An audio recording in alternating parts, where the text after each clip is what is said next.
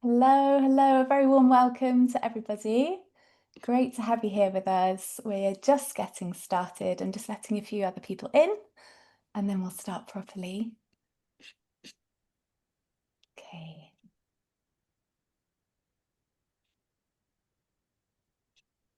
I always think it's quite nice in the chat for people to share where they are in the world. Some of you will be Bath and Bristol because this is a Bath and Bristol UK ICF chapter group. But of course, it's open to others from other areas around the country, around the UK and beyond. So yeah, do feel free to share in the chat, say hello to everybody whilst I'm letting in a few other people and we get started. So hello Scotland, hello London, hello Marlow, Germany, West Sussex, Sheffield, Cheshire, Brighton, gosh, I can't keep up. Southeast London, Folkestone, Rome, hello. South Germany, lovely to see you all. A warm, warm welcome. I'll just make sure there's no one else there sitting in the wings. Okay. And I've pressed the big red buttons. That's good. I'm not going to forget to do that. We can get going. So hello to everybody who's just joined us, and those of you who have been here for many occasions. Like I see lots of familiar faces as well as some new ones. This is the UK ICF Bath and Bristol group. Our November meeting today is a panel discussion all about the boundaries and bridges between coaching and therapy. And we have with us a panel today of some very experienced, seasoned coaches who are also dual trained in therapy as well, that are going to be bringing rich experience to this space that we're going to share this evening for a discussion around how we coach in today's world with the awareness of boundaries and the awareness of the benefits that both professions bring individuals and how we can connect between the two. Also, how we can wear hats and make sure we're aware of which hat we're wearing when we are in a space if we are dual trained, and everything else in between. So do feel free to pop questions into the chat.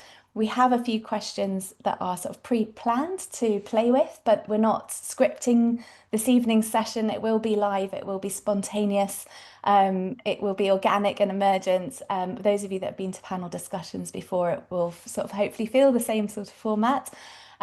We are recording the session, so please do bear that in mind if you're bringing your voice into the room in terms of anything that you share, just making sure that whatever you might bring in and disclose is yours and yours alone to share in the space, and that you only share as much as you feel comfortable sharing, knowing that the recording will be there on our YouTube channel in about a week or two.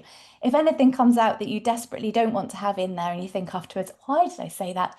Drop me a line and we will make sure we get that removed for you.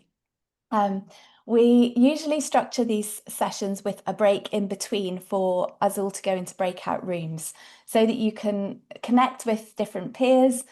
Those of you that get together regularly in person every fourth month, we get together in Bath and Bristol, those of us that are located in Bath and Bristol. So we open up the breakout rooms so you can get to know each other a little bit better, as well as meeting people from further afield that you haven't met before and might not ever see again as well. Sometimes these sessions are a bit of a magnet for the particular topic, and then people just come as a one-off, but you are all welcome to come back at any session in the future as well.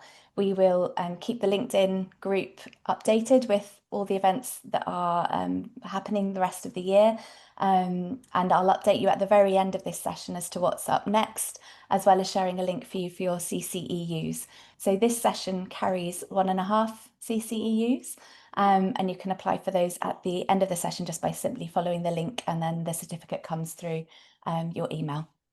So my name's Jane Morris. I'm the group lead for the UK Bath and Bristol ICF chapter. I also am on the ICF board, and I look after groups more broadly across the UK. I work alongside Helena Grady, who looks after special interest groups, and we have a rota of like a pattern, I guess, of sessions. We have a panel discussion like this, then we tend to have a workshop. We'll have an MCC demo, and then we get in together in person, alternating between Bath and Bristol. My specialism is in burnout coaching. I've been a coach now for 20 years. I'm accredited by the ICF. I'm also involved with the EMCC and the AC. I tutor coaches to become coaches, as well as tutoring on a program that's specially designed for burnout coaches to help equip people to understand how to meet burnout in the coaching space and to navigate that confidently, competently, and ethically. I'm a supervisor and a mentor coach as well. I'm going to hand over to each of the panelists so that they can introduce themselves to you this evening. And then once we've done all of the intros, we'll get started with questions. We'll break at around about 5, as I say, to go into breakout rooms. If anyone doesn't want to go into a breakout room, or you're trying to make dinner or juggle children or drive or something else like that, don't worry, I can pop you in a breakout room where you don't need to speak to other people. Just send me a DM and I'll make sure I set that up with you in mind. Okay, so the first person I've got on my screen in no particular order, but I'm going to go first to Kate. Kate Hammer, can you please come on in and introduce yourself to everybody? Absolutely. Thank you very much, Jane, for this opportunity. Hello to people I've never seen, and hello to names I recognize and faces I haven't seen in a long time. Really glad to be here. I am now, first and foremost, an existential psychotherapist. I am also a coach and a coaching supervisor, but my practice really centers on in-person work in a therapeutic mode. And when I introduce myself to prospective clients, I refer to myself as a coach who practices psychotherapy. So there might be something in there that we could poke at. The reason that I say that is that when I contrast what I can sense about other therapists and how they work, I think it's my coach's ability to ask concrete, specific questions that is always with me. And I think for me, it was really important that I trained first as a coach with barefoot coaching before I trained as a psychotherapist. In terms of the kind of practice that I do, a lot of it is ongoing. So I am now the therapist to people who have had more sessions of therapy than I have had sessions of therapy with a single therapist. And I think there's also something there to kind of poke around with, because I know a lot of established coaches have clients, particularly senior people, commissioning them directly as and when they need that. So there's something about duration of relationship. The kind of work that I do is what could be thought of as humanistic and depth psychotherapy. So humanistic in that we don't, as existential analysts, hold that there are these determining factors that create absolute limits. And also, while we do work behaviorally, we don't only work behaviorally. So again, I think maybe an interesting contrast with what other kinds of therapy people might hear in this room practice. Thank you for the chance to introduce myself, Jane. Thank you so much, Kate. It's really useful, I think, having that context, and I'm sure there'll be questions already just popping up around what you shared. So feel free, even if it's curiosity around what somebody's bringing in that are terms you may not heard before or considerations you haven't had come to mind. If there's anything around that as we go through this evening, to put them in the chat, and I'll do my best to weave them in. Thank you so much, Kate. Next up we have Carolyn McDonald. Welcome. Hi, and thank you, Jane, and hello to the people I know and recognise as well, and to some others who I've never met before. So thank you for this opportunity. I was thinking about how do I introduce myself, and then I was recognising that basically I started working in therapeutic communities for addiction 30 years ago, and they were therapeutic communities. They're very few and far between now in this country. There used to be a greater array of them, and they were interesting because they're talking about how do we come together as a group. In the therapeutic community I worked in was focused on addiction and mental health, and we used individual and group psychotherapy and complementary therapies. So I ended up becoming the chief executive of the organisation, training as an acupuncturist, because I was very interested in the sort of somatic and the whole person focus. I I'm also trained as a reflective practitioner, and I provide reflective practice to groups at the moment in the NHS, which tend now to be predominantly psychologists rather than psychotherapists because of the changing nature.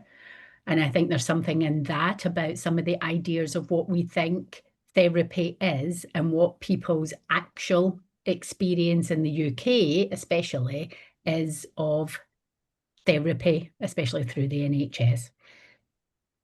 I also do couples work. I'm a coach supervisor, mentor, coach, and I think I've had feet in both camps, a bit like Kate, to do with the aspect of, I think, starting in a communal environment, working with addiction.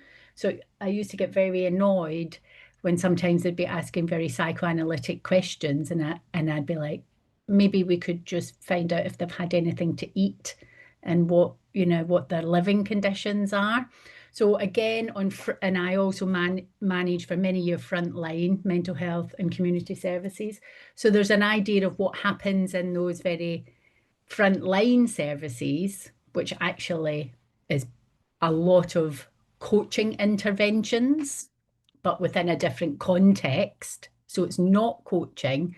It might use coaching interventions, but it held in a different context. So I think there's something for me in this boundaries and bridges discussion around the context that we're working in and the training that we have and how many people are working together and when we're working as sole individuals. So I think that's probably enough from me now. So I still have a range of hats that I wear. The other day I realized I did 5 different modalities in one day. I thought, oh, maybe that was a bit much.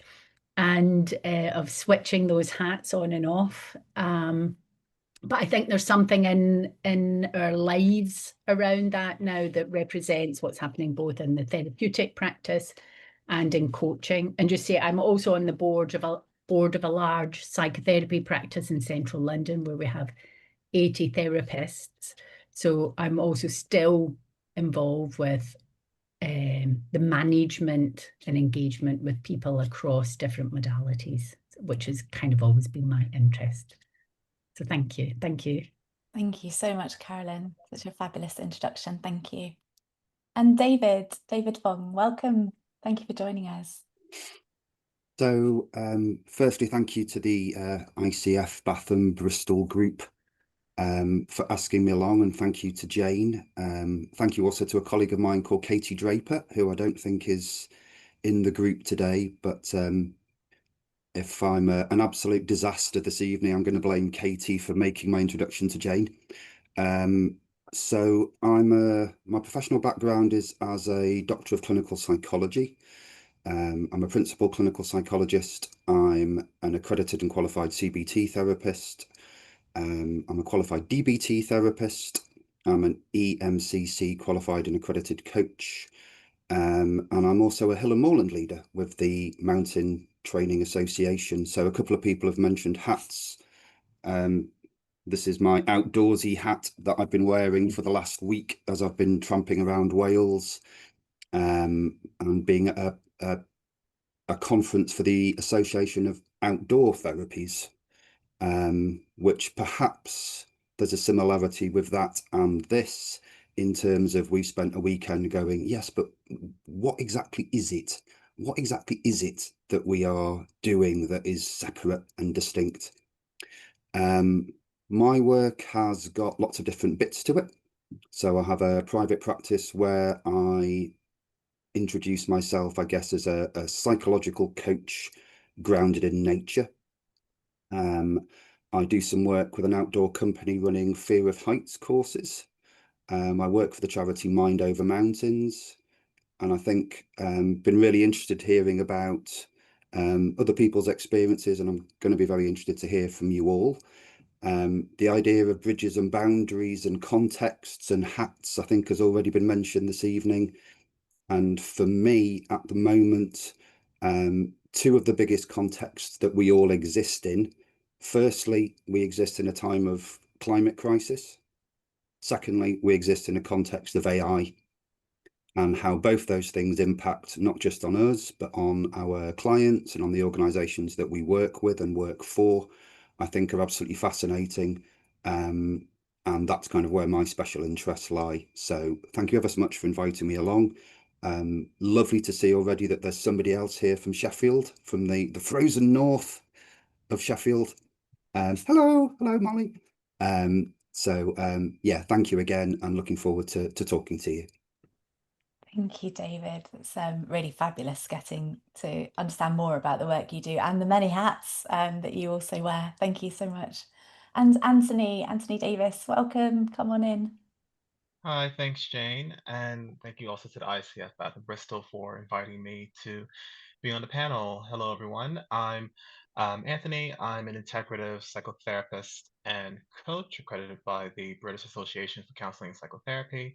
And I'm also a clinical supervisor, primarily supervising qualified psychotherapists. I'm in private practice in central London primarily. I see individuals and couples ages 18 plus. Most of my clients present with a range of psychological challenges, depression, anxiety, but primarily work-related issues around burnout, stress. I also see clients that are exploring their identity, gender identity, sexual orientation. Most of my clients come from the queer community and the Black and minority ethnic community, so I have a strong intersectional, queer-affirming, anti-oppressive lens to my practice. I also work in the NHS in Southeast London as a clinical and care professional lead, primarily providing consultation to services and organizations within the South London area to understand and implement projects and services to minimize health disparities for impoverished communities. Been quite fortunate to be on projects to implement trans and non-binary health clinics within GP surgeries, looking at hospital discharge, integrated neighborhood working. So I kind of balance the private practice with the more systemic and NHS lens. It's a good portfolio to have in my work. My previous experience was as a social worker for over 10 years, qualified in the United States, and I've been in the UK for 15 years now. Worked across many different local authorities and NHS Trust, primarily within community mental health teams. And kind of a shift in my career was transitioning from being an operational lead with a massive community mental health team supporting older adults to realizing that I think my shelf life in social work has approached and I need to shift more into private practice and do more psychotherapy. So I've been doing psychotherapy primarily since 2016. Um, yeah, as an integrative counselor, psychotherapist, counselor, and coach, I do see kind of the boundaries and edges being a bit blurred, but I do find benefit in integration of counseling and coaching. I got into coaching primarily with my work as a social worker and supervisor. I found, I think similar to Carolyn when they were talking about kind of coaching and mentoring colleagues and doing change management and supporting colleagues, it was primarily from a coaching lens. And I felt it important to integrate that into my practice as a psychotherapist. And I do see kind of the therapy journey leading into coaching at some point, kind of the supporting clients to implement strategies, to maintain goals. And I think integration is a nice blend of practice. So yes, I'm really curious about the discussions that we'll have today and very much looking forward to people's thoughts and ideas.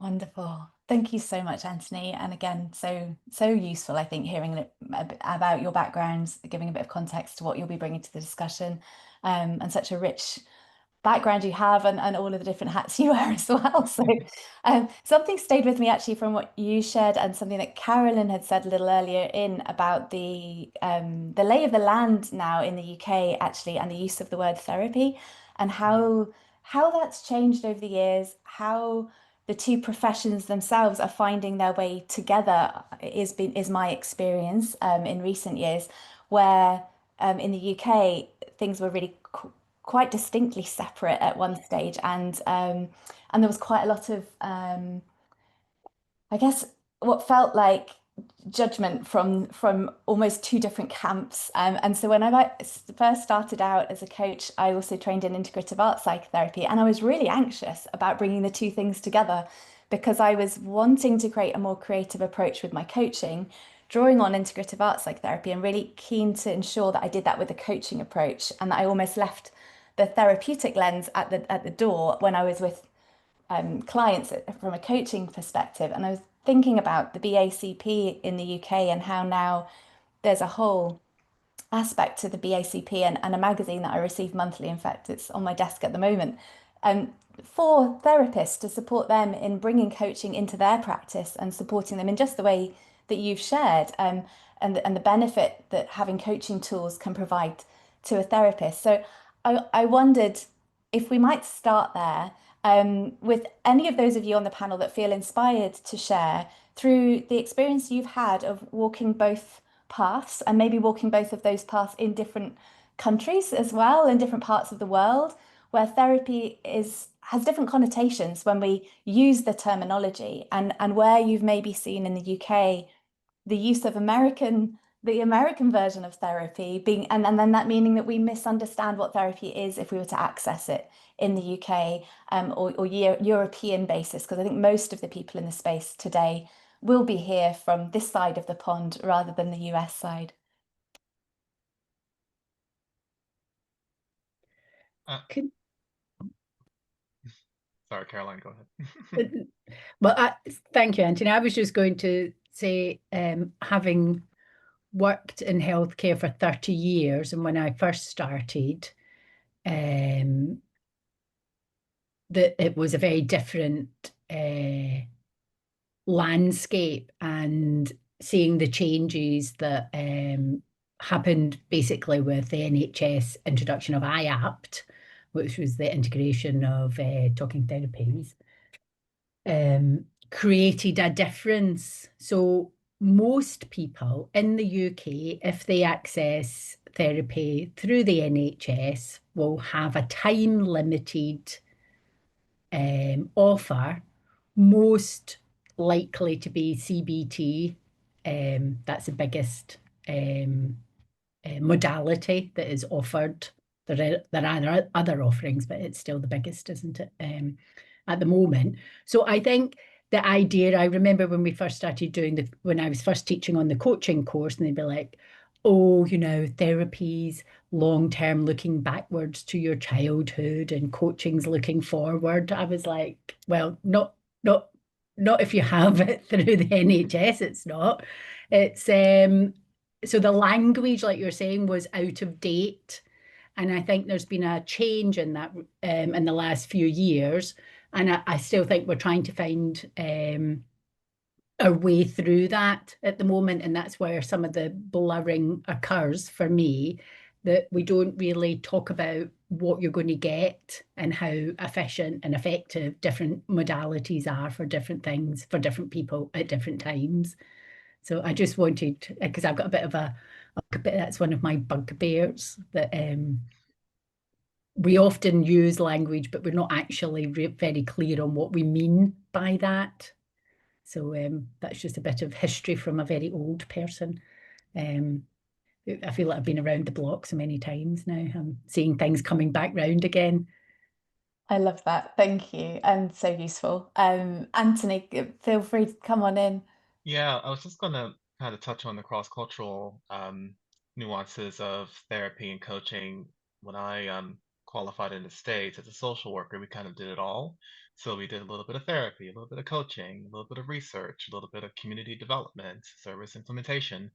So I kind of um, had those hats in hand when I initially started my practice as a social worker. But in the UK, they're very much demarcated. So you're either a therapist or you're a coach or you're a social worker. And it's thinking about the IAPT provision through the NHS is very much, as Caroline described, focused on nice guidelines and evidence-based practice around CBT. If you're lucky, you maybe get 6 sessions, possibly 10, depending on where you live in the UK, which very much differs than the States. Everything is under healthcare provision. So depending on the health insurance you have, you may or may not get an adequate level of therapy. And coaching is completely privatized. There's no insurance provision for coaching in the United States. So I think there is a bit of a privilege in the UK that we can offer coaching through universalized health services in some way. And if you are dually trained, you can offer that to your clients. I I am very pleased with what the BCP is doing with development of the therapist coach competencies. I think it does frame the integration of therapy and coaching in a very practical, very ethical, very evidence-based way that I hope that it can kind of spread across to other accrediting bodies.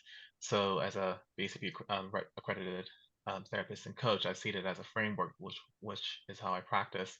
My master's was an integrative counseling and coaching using a model called personal consultancy, which is a framework that integrates counseling and coaching through 4 different stages, not necessarily linear, but it does lead with kind of an authentic listening stage, which incorporates counseling from a kind of person-centered lens. So you're understanding, as we all do when we're getting to know our clients, what's your background? Why are you here? What's going on for you? And depending on what comes through in that initial information gathering and assessment, it may lend towards either doing coaching or doing some more in-depth therapeutic work in the stage we call rebalancing. And then once the client is able to kind of navigate in a conflict, relationship challenges, any unprocessed emotions that may be suppressed or repressed.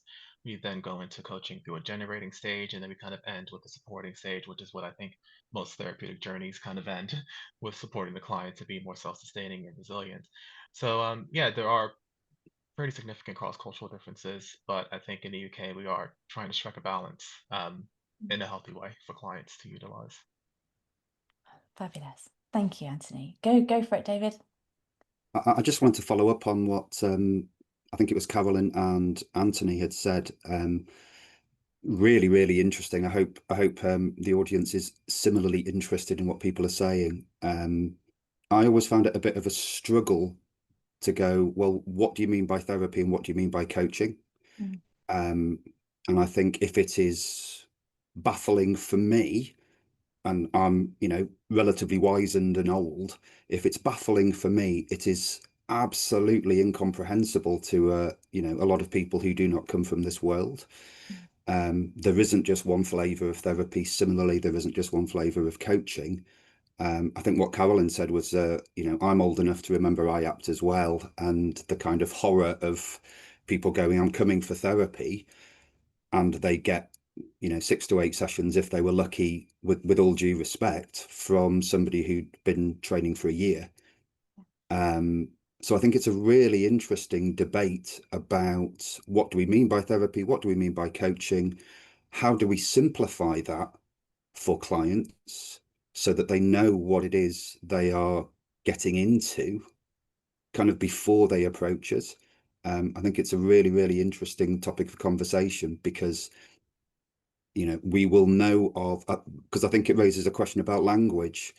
And I think something, my background is kind of NHS, child and family courts, that kind of thing. I have seen and spoken to coaches that go, oh yes, I coach people through complex post-traumatic stress disorder. And I go, ooh, that's a medical term. That's a medical psychiatric term. What do you mean by it? And often when the medical psychiatric terms start being brought into the space, that we really start to get a bit woolly, because we're using a language, and clients are often using a language now that actually refers to something quite specific from a very, very different modality, which is essentially psychiatry. But it also says something about medicalizing our humanity. So people may go, oh yes, I'm depressed, I'm anxious, I've got, GAD, and I've got X, Y, and Z. Actually, what they're talking about is being nervous, scared, worried. And again, when I started blabbering on at you, and I was mentioning the climate crisis and I was mentioning AI, these things are terrifying. These things really do make people feel anxious. Similarly, people may say, I'm depressed. What they're talking about is actually sadness. So I think there's an invitation to a bigger debate about the kind of language that we use, and noticing the kind of language that our clients use and where that kind of comes from. So it was just following on from what Carolyn and Anthony had said. And thanks to them both. Lovely. Thank you, David. Please go on ahead, Kate. Thank you, everyone. Picking up this matter of language, I think one of the reasons why I gravitated to a modality that is both existential and phenomenological is because that phenomenological approach allows me to be very ignorant and unknowing about what terms mean. And the dialogue is an exploration of what are the sensations that an individual experiences that they have labeled in the past an anxiety or generalized anxiety disorder. Tracy is making the point about the wheel of emotions as a helpful tool to build the emotions vocabulary. Similarly, Mark Brackett at the Yale Center of Emotion Studies has been behind an app called How We Feel.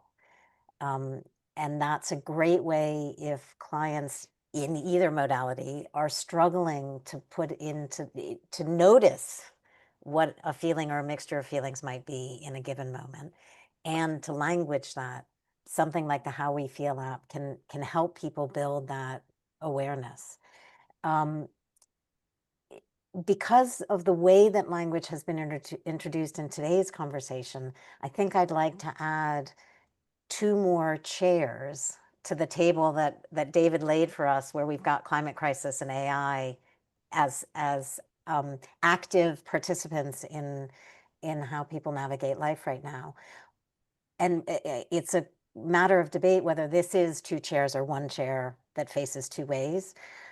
Social media, which is where so many people, particularly people in my experience in their 20s and 30s, are getting a language around their experience.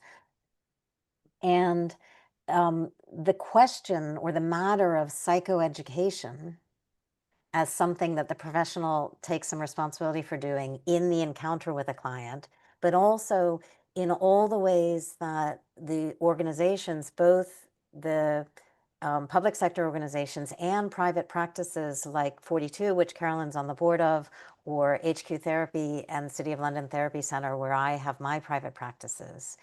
The information that private practices as locations put out about therapeutic or coaching encounters, about the opportunities and options in terms of ways of working, all play a role in how people conceptualize what it is that they think they might need or they think they might want to ask for. And one of the things I really appreciated the appreciation that Anthony gave to the UK context, because I also share that. And one of the things that I appreciate in the UK context is that open-ended psychotherapy is in small numbers available and affordable to individual clients without means if they are comfortable working with a trainee. Mm. So one of my clients remains a pro bono client, started with me as a trainee, and we're now on session, I think, 125. And I have no desire to disrupt that therapeutic relationship by recontracting.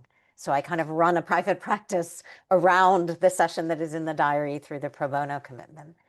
And I think that that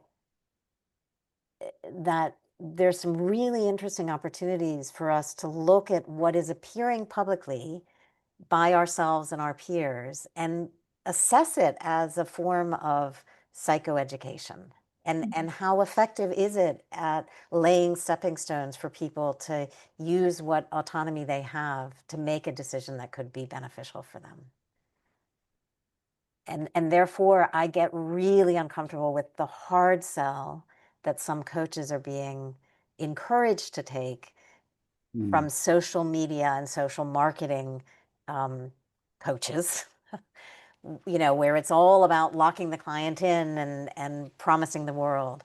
And that to me is so antithetical to my professional values, irrespective of which modality. So that's what I wanted to add around language. Feel free, Carolyn, and sorry, David. I'm riffing now. Yeah, you don't need to wait for me. Just please do bring yourself in. And thank you, Kate, for that, because I think that's so important around the difference between. I'm hardly ever on LinkedIn, but I have a lot of people contacting me to build my business. constantly in the last year. Lock in your clients, develop a 6-figure, whatever it is they're offering. And I think the other thing that is part of what we're talking about is issues also of risk, about loan working, regulation, supervision, asking for help. And with some of these blurs of boundaries, and working, if one's working independently, if you're working in the NHS, you are not working alone. You know, you have a governance structure, you have people who are helping you to think and manage your risk. There's other aspects that go with that. But in private practice, whether you're a therapist or a coach, it is very important to think about the risk profile of your clients. Because if you've worked on the riskier end, I know what it's like to be part of a death. I know what it's like to be part of a complaint and how long these things take and how the adversarial system in the UK, not to scare anybody, but I think it's very important if you're working with people with much more complex needs who may not have as many resources, whether internally or around them, to support them. And one of the things about coaching, as someone who's also a coach supervisor, and this is one of the things that I poke coaches about all the time, is the lack of supervision levels that many coaches participate with. So if you're a therapist, sort of 8 hours of therapy, an hour of supervision is a kind of, you know, what's considered from the regulations. Whereas in coaching, there is no stipulation about how much supervision you have. And often a lot of coaches may have quarterly supervision, or groups, 3 hours, once a quarter. Now, if you're working with complex individuals with needs who, you know, and something goes wrong, where does that leave you as the individual? So these are some of the boundary issues that come up that I think we often don't talk about, which is about risk and regulation. So, because Carolyn, I know, David, you had things to pull on, but because Carolyn has so squarely addressed this question of supervision, one of my fantasy asks is that ICF, EMCC, and AC here in the UK can agree a supervisory standard for coaches, and that ICF in the UK no longer waits for HQ in the USA to resolve the long-standing reticence to make supervision mandatory. I just think it's the wrong. We need to redefine who is the dog and who is the tail. and I think that the profession is so vibrant in the UK, and so many of us are members of more than one of these organizations. So I really think that and obviously BACP, as Anthony was explaining, should be at that table. But I think that we say so much about the standard of our work and our commitment to ethical conduct and effective risk management if, as coaches, we say, no, we stand for supervision and we commit to it. And waiting for the USA to realize that it might work in coaches' favor is just, to my mind, foolhardy. Yeah, Very valid points, Kate. And looking at all the thumbs up that came across the screen, you're not alone in that. So, yeah. Thank you. David, I know you're about to contribute as well. Please do bring your voice back in. It was really just, I was just nodding Okay. when Carolyn was talking about risk. Right. I am, again, sorry, this is my aged memory, but I don't think I even covered risk on my coaching training. I think it was more of a question of, know where your competence has its boundaries, know when you might need to pass over to an experienced therapist. And that seemed to be kind of the line. And actually risk it's a complicated thing to assess. And absolutely, as Caroline was saying, I used to run a DBT program up here. And one of the big points of the DBT program was that no clients belong to any one clinician. The risk was held by the team. When you're in private practice, there are clients, there are risk profiles that you simply cannot absorb safely. Yeah. And so I think that was, it was just kind of acknowledging Carolyn's point with my frenetic nodding of, absolutely, it's really key to kind of build into our practice, our assessments, our formulation is about risk and being honest and upfront about that. And I think we can do that in private practice safely. And part of it is, for me anyway, the starting point is humility. So when I'm describing what I help with, I'm also in ways making clear that even therapeutically, there are demands for a kind of participation that people with the kinds of presentations that David was alluding to would be unlikely to recognize themselves. And I'm really grateful that in my training, I could balance a private practice placement with work with Psychosis Therapy Project, because that the exposure to people with that degree of obstructed human potential and active distress really opened my eyes to a wider range of human experience than I had directly encountered before. And I would love to work with that client group again. And I would only ever do it in an organizational context.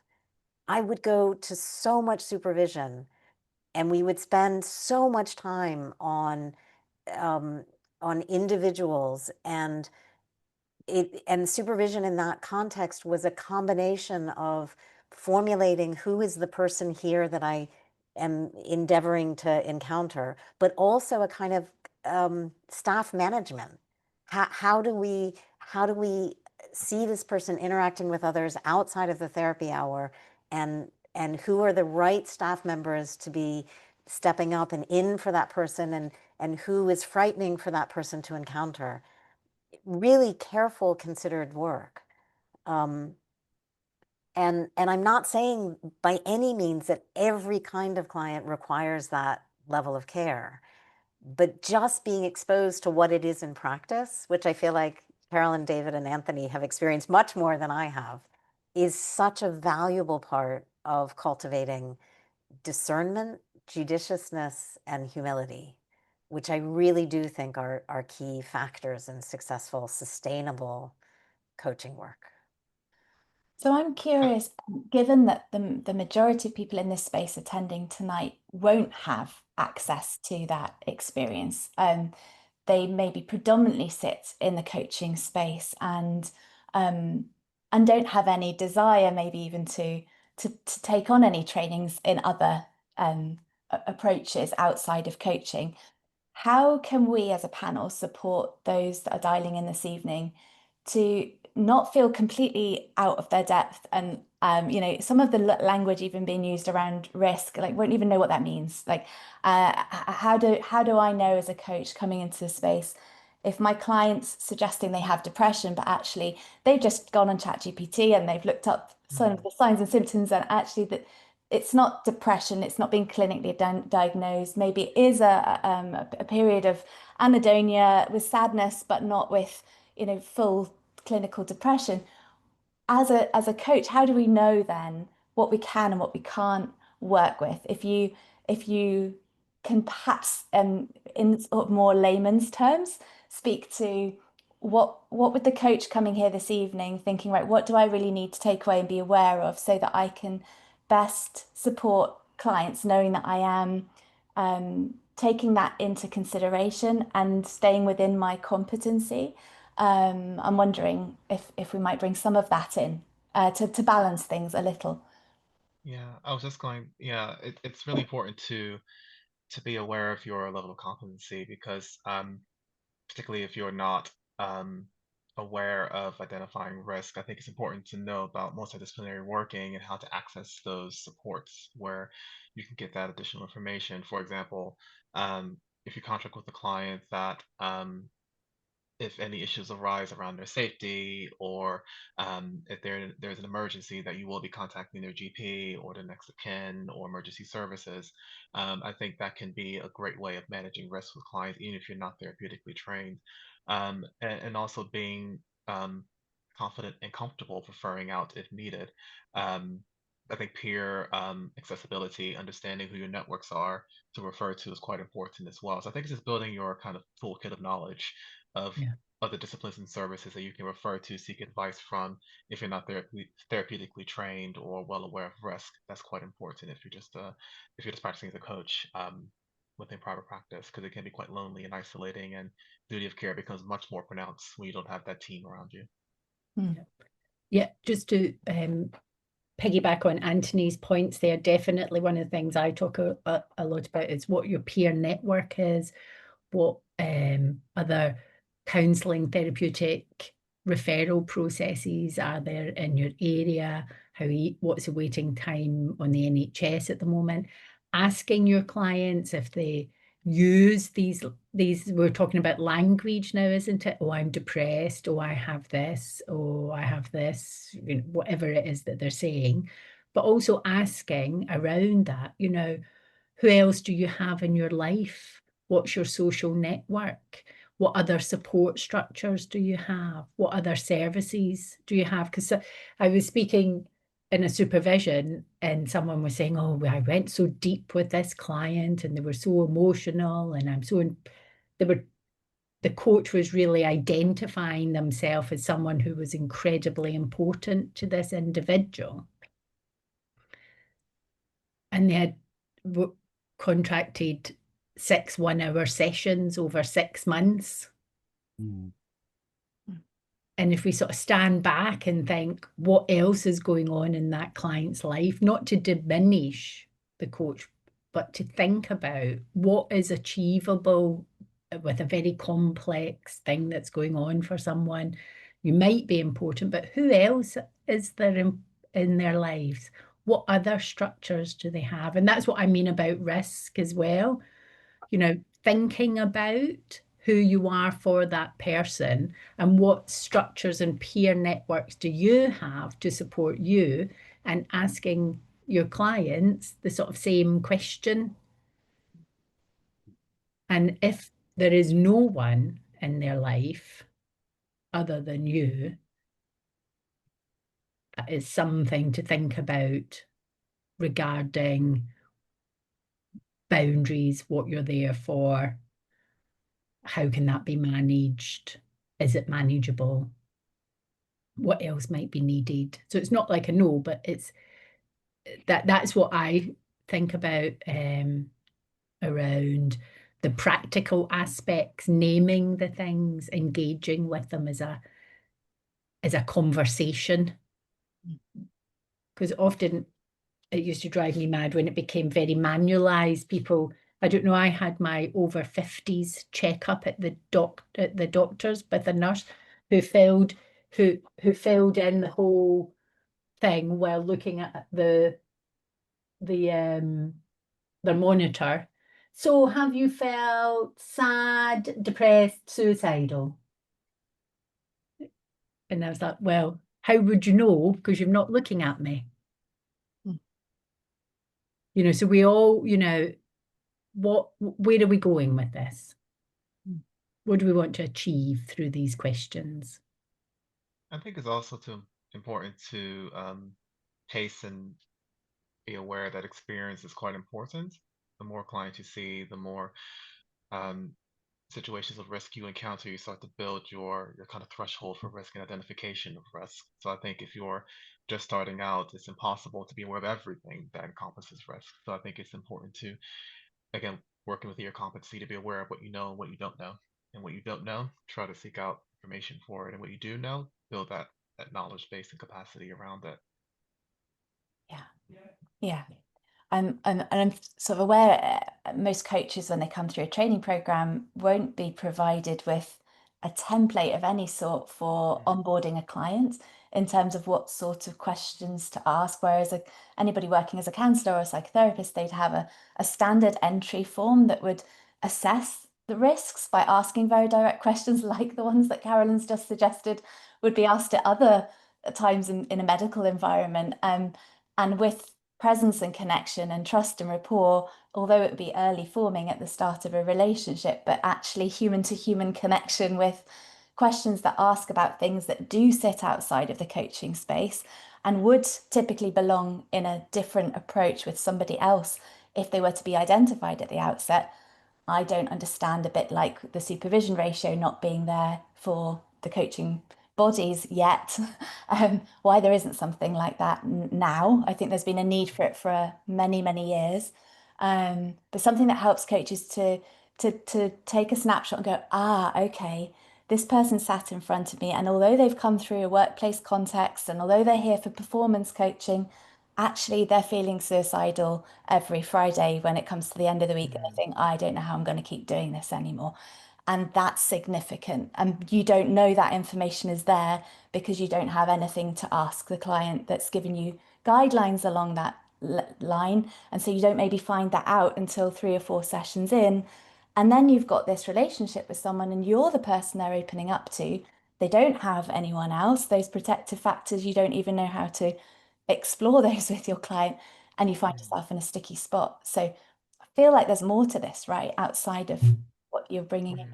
Yeah, Kate, hi. So one thing I was part of through PTP, I was part of a pilot group coaching at Richmond Mind, and a clinical psychologist colleague in a BPS coaching peer practice group suggested a tool called the Warwick Edinburgh Mental Wellbeing Scale. And I was distracted when Carolyn was speaking because I was looking elsewhere, like her nurse, trying to find it on my computer. But the invitation is to invite people. Are you feeling this? None of the time, rarely, some of the time, often, all of the time. And the questions are things like, I've been feeling optimistic about the future. I've been feeling useful. I've been feeling relaxed. And there's only about, I don't know, 12 questions. So they would easily be part of a getting to know you exploratory call. And one of the things that I invite coaches to think about is it's not an either or. It could well be for an individual a both and. Particularly if your coaching focuses on a particular kind of outcome that people are trying to achieve. And a coach working on an outcome, aware that a client's well-being, that a client may well be languishing or really suffering, the coaching doesn't have to stop if the client feels they have the energy for it, as long as the coach knows that there is a wider team of people able to support the whole human being. And I think as coaches, I think we have some really helpful models for this when we look at what's now available in terms of supportive mentoring and scaffolding for people with, for example, ADHD or autism. If you look at the work of Genius Within and what they're making possible in terms of workplace potential being unlocked through helping the individual worker and the line manager have a language to understand how does this individual process and what kind of conditions, if they're in place, allow this person to flourish. So it isn't the case that that people can only walk one of these roads at once, but I do encourage coaches, rather than loading on, I need to become trauma informed, for example, which is, I think, one of the things that's being sold to us. Just what are some of the ways that I could open up how I meet an individual so that I get a sense of, as Carolyn was saying, the protective factors are in place or they're not. And one of the questions that I, as a psychotherapist, sometimes ask my clients if suicidality is part of their present experience is I just say, can I just check, are you safe with you? And it's such a weird question. And I've often seen people go, oh, wait, actually I am. This suicidality is present in me, but it's not a decision I've taken. It's not a plan that I'm formulating. It's something else. And a specific example is now coming up that I won't share out of respect for the nature of this this session. But I do think that that as coaches, we're working on the side of life. And when we bring that to people, whether it's grief that's decimated them or depression or suicidal impulses, I think part of what keeps people in the conversation, keeps the client in the conversation, is that sense that they're meeting life. And we shouldn't take that as any kind of validation of our individual personal power. It's not about our ego or our status. It's just we're an emissary of liveliness. Does that chime with anyone's sense of what they're doing in their coaching? I'm seeing a few nods. Thank you. And some hearts.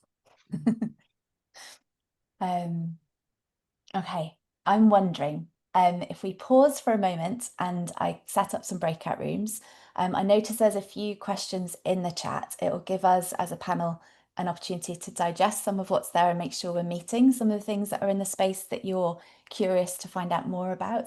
And I'll just open the breakout rooms for 5 minutes so you can connect, land, share what curiosity is sitting there, and then please do bring any questions back with you, and feel free to pop them in the chat or to ask them and unmute yourself and bring them live into the space.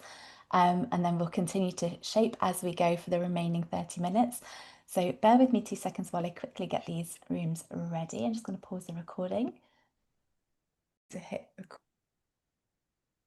So really keen to bring in other questions that might be in the space. And whilst most of you were in breakout rooms, I was speaking with David and we were just going through some of the questions that are there and thinking and reflecting on some of what's been shared already.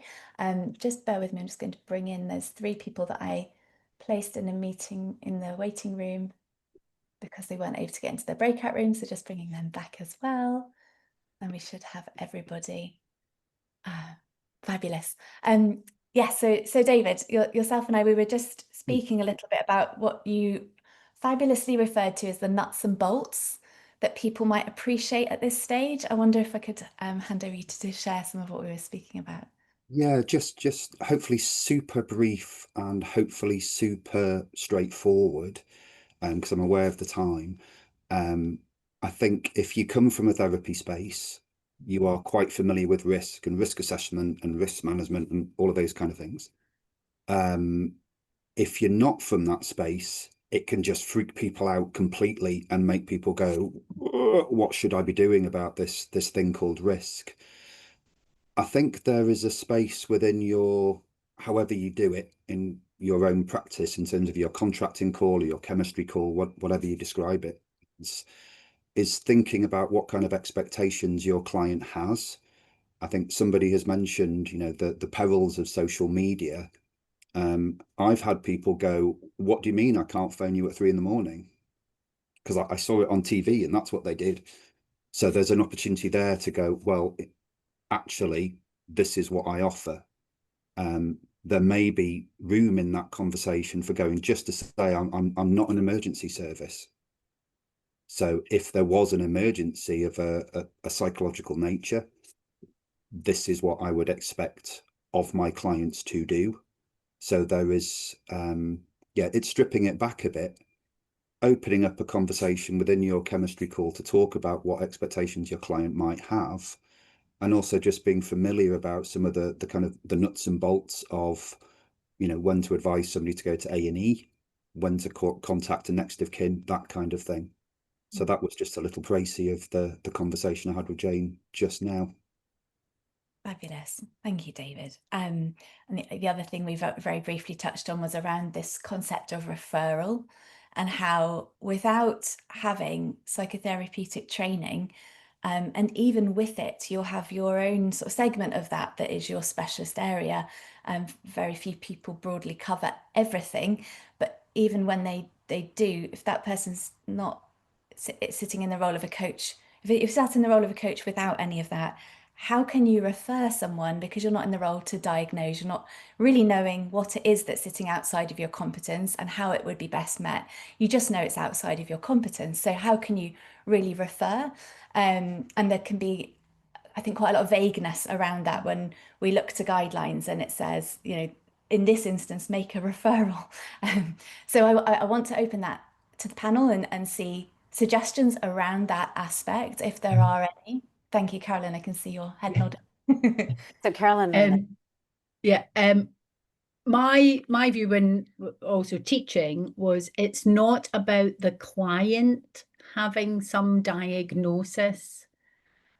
When we're making a referral, we're thinking about our competency and our ability to work with the client.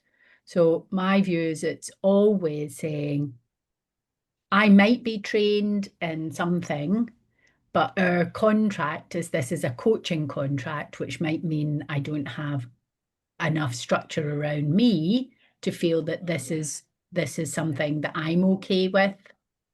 So I think it's remembering to start with any referral is about our competency in whatever hat we're wearing. As Kate was saying, so in some private practice with a therapeutic client might come along, but their structure and their ability to engage with weekly sessions may not be what Kate deems is in her competency to meet their needs in that moment. It's not that they're somehow wrong.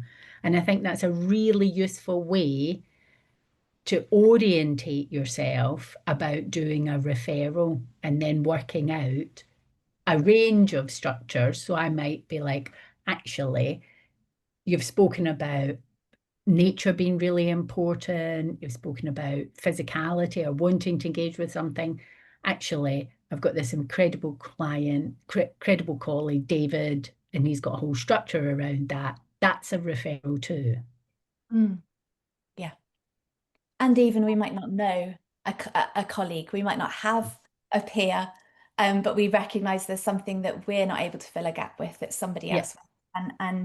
And supporting the client to feel that they could explore with you with a coaching approach what that might be for them and how they might go about finding it. And you might, simply by knowing that the BACP, for example, have a database of practitioners, and you can look up their location, you can look up their specialism, and supporting a client in considering looking to find that person that might fill that gap, presuming that it would be through a private lens. And I appreciate that's a very privileged approach.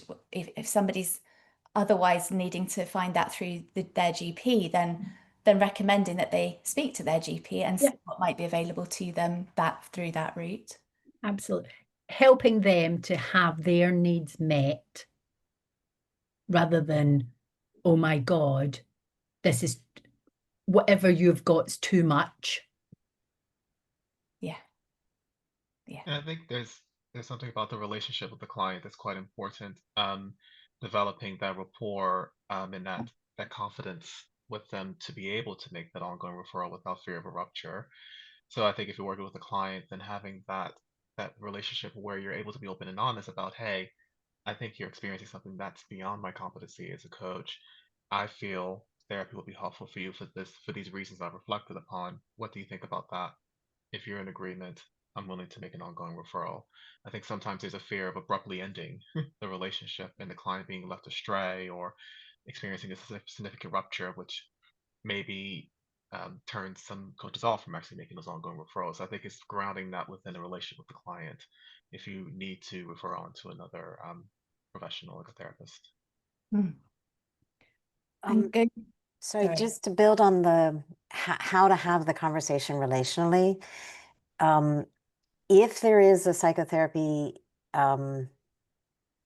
if there is a private practice that receives trainees in your locality or in your client's locality, then private practice can be open to people of limited means. And it's really important, I think, to break that thinking that it's the NHS or expensive private practice. It can still be really hard to navigate what's on offer. And there's a tool, I'll drop it in the chat when I can find it on my computer. Norcross Cooper Personal Inventory of Preferences, I think it's called. And what that is a tool for practitioners or for clients to inquire into what the client would prefer out of their therapy conversation. And it's a fantastic sort of temperature check, and it's a way of eliciting some of those impressions, like David was saying, I saw it on TV that I could do this with my therapist. You know, you can reality check things. But it's something that if a coach knew of it, you could just elbow to elbow ask the questions and let the client locate themselves in terms of their preferences. And then they have something concrete to take to the places where therapy might be private and accessible. And say, I think I've never tried therapy before, but having looked at these questions, I really think I'm looking for someone who does it kind of this way. And then the assessor at the other end suddenly knows that out of their, I think Carolyn said 86 practitioners, you know, out of her 86, oh, actually there's 30 who kind of sit in this space. And let me talk with you more, because as Carolyn said, the assessor might then hear that there's an interest like in nature. Oh, well, then my 30 people turn into 3. But part of what we as coaches are so good at is helping people experiencing themselves in dialogue. And so if signposting and referring on can be done in that coacherly way, Absolutely. then I think it's something that more coaches will feel they can do confidently and skillfully, and more clients will feel that they can see a path forward, which may well include therapy and then coaching, or under the personal consultancy model, a one relationship that supports both. And I just really backing up what Kate's saying there, also feeling that you have some resources as a coach yourself, making some connections either locally or online that you can support people with. We have 20 trainee practitioners at the place I am, so we have a large reduced fee service.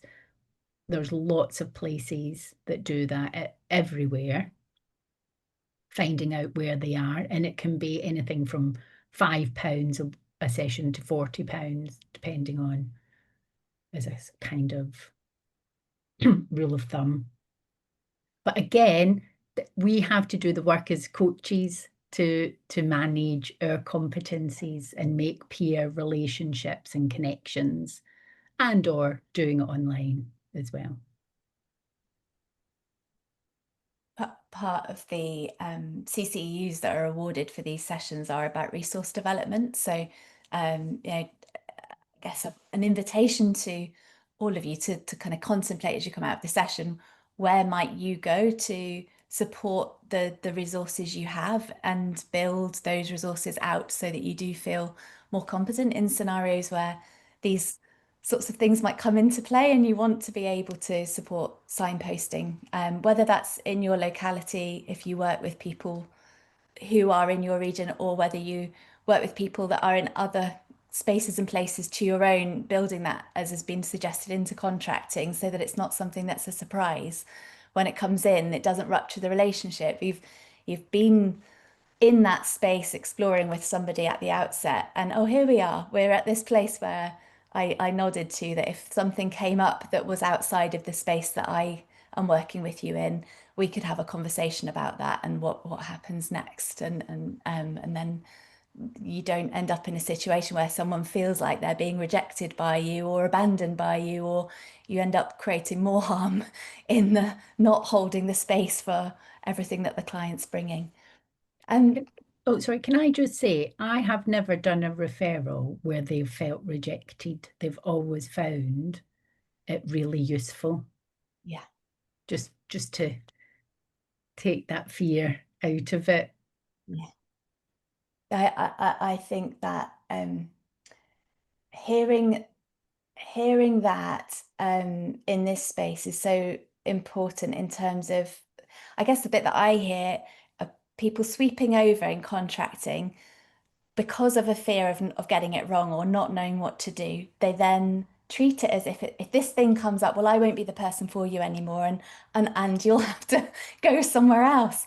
But if it's met with, if something comes up that's not, I'm not able to work with, that's okay, and I'll bring a coaching approach to it and support you with that, then there isn't any reason for somebody to feel rejected. So yeah, I'm really glad you emphasised that, Carolyn. Thank you. So I'm just looking to questions and also opening the floor to your questions. Anybody that's bringing anything back from the breakout rooms that would like to come off mute and ask to any of the panelists individually or to the panel as a whole, and whoever feels spontaneously that they'd like to speak to it, they can just take themselves off mute. Please feel free, just unmute yourself or raise your hand. Or pop it in the chat and we can read it out for you. Katie, hi, welcome. Hiya. One of the things that we'd really appreciated as a group was that distinction that was made around risk, with it's very different navigating that and things that come up if you're in an organizational setting. Whereas for many of us as coaches, we're self-employed, we're doing this solo in a lot of context. And so I'd just be interested to know, in terms of, I think someone had spoken about, well, who are my people, identifying who are my people, and how useful it is to have done some thinking around that before we're in that situation where we're like, oh no. Other than supervision, are there other avenues that people would recommend or have found helpful in terms of navigating that solo practitioner space and still having a network of support for those kind of risk situations and questions that we have?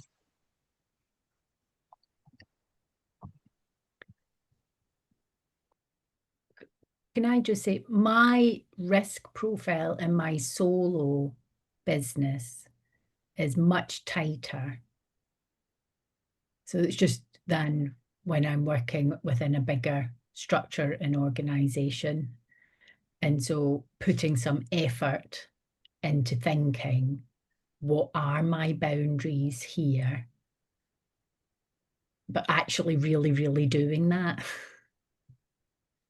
And also doing that with peers, using ICF resources, EMCC. There are quite a lot of resources out there, and we have to put the effort in individually to know what our risk levels are and be able to talk coherently and explain why we might have made the choices that we did.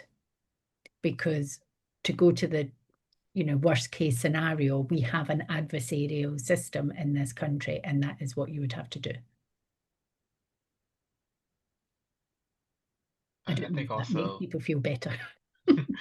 I think also as risk could be quite a broad spectrum. There's some risk where does it warrant an immediate intervention around the client's safety? It could be just some language that's being used that needs further clarification. You can talk it through with your supervisor, well, with a peer or with a colleague, but there are some levels of risk that do warrant immediate intervention to make sure the client is safe, and that's when you maybe would consult the GP or emergency services. So I think it's being aware of your spectrum of risk and kind of where interventions fall in those various spectrums of who you seek support from.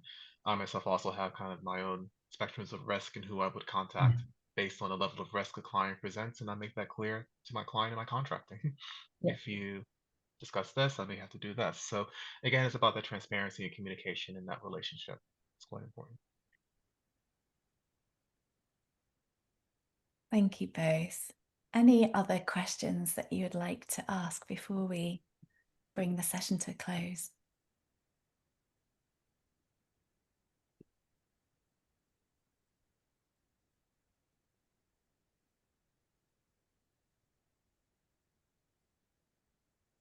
Okay, I'm going to invite each of you in your own way, whether that's sharing in the chat or personally in your own journal or however you like to capture your own reflections, to notice what the most impactful thing is that you would be taking away from this evening's session. It would be lovely for those of you that feel to share them to pop them in the chat, but no obligation if you'd rather keep that, but that's absolutely fine. So feel free to share the most impactful thing you're taking away from today. Rachel, hi. Hello. I think the thing that's most impactful for me is reminding myself that you're not isolated or alone, and that the continual dialogue that's in your head about these things is often shared with other practitioners, and these kinds of groups just help me immeasurably. Thank you. Yeah, and that's dealing with risk, Rachel, isn't it? Just sharing what's in our minds. That's and I've likened it a couple of times throughout the session to when I've been in a hierarchy within an employment situation where there's only me operating at a particular level in a particular role, and there's a huge network and I'm very connected, but there's still a sense of feeling a little isolated and out on my own. So some personal thoughts are resonating there as well. Thank you. Lovely. Thank you. And that is one of the big reasons that these groups exist, is so that there's a space for coaches to come together, not feel alone in their dilemmas. The reason this is a topic that we're covering is because so many of you have been asking about these things, asking about the blurred boundaries, asking to better understand it. And I also think that sometimes when we're in an environment like this, when there's so many of us and we're not in person and we don't have that same feeling of safety and trust and rapport, it's more difficult to ask the questions because we can feel a bit exposed. So, I want to also reassure those of you that would have liked to come off but didn't feel they could quite bring themselves into room, that's okay too. But hopefully you get a sense of togetherness, of curiosity, of the not knowing. We're all learning still as we move through, no matter how many years we've been doing this as well, learning all the time. So yeah, I'm seeing a couple of things in the chat, just doubly checking to make sure I'm not missing anything.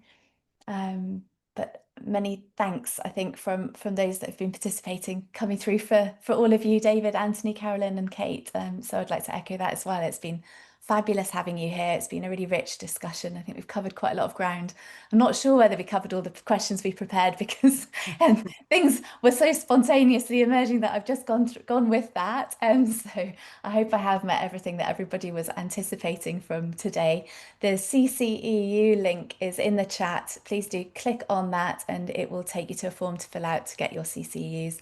And the next session that we have coming up is with Caroline Quaife in December. It will be on the second Monday, which is the 8th, at the same time as today.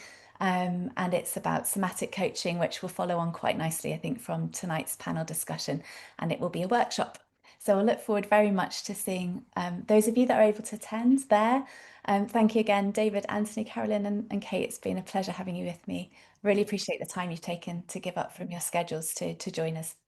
Okay, go well, everybody. See you next time. Bye-bye. Thank you. Bye. Bye-bye. Thank you. Thank Bye. you. Bye. Bye. Bye-bye.